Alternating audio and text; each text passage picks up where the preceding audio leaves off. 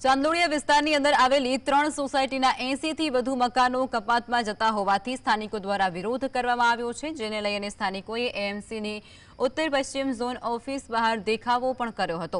સ્થાનિકોનું કહેવું છે કે તેમના મકાનો 50 વર્ષ જૂના છે, કાયદેસર છે।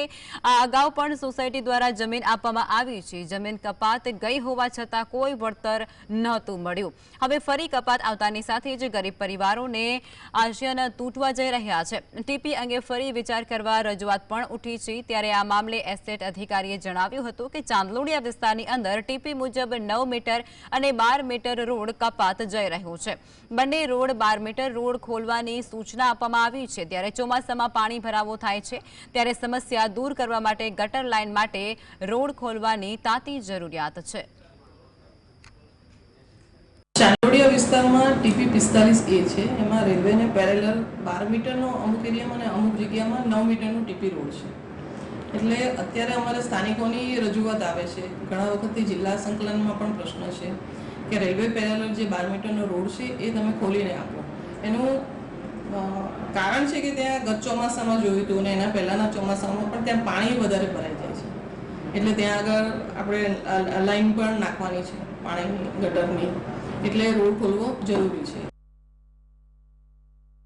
ટીપી અંતર્ગત વારે ઘડી અવારનવાર આવી રીતે કાગળને બધું આવી રહ્યું હતું।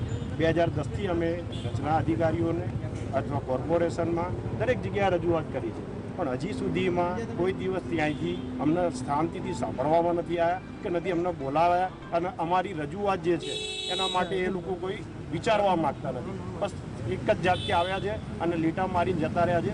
અમારી સોસાયટીમાં લગભગ 10 મકાનો એને અત્યારે અસર કરતા છે, અને ટોટલ એ રોડ ઉપરના 84 મકાનો જે અસર કરતા થઈ રહ્યા છે કે જેના આખા મકાનો એ એમાં જઈ રહ્યા છે।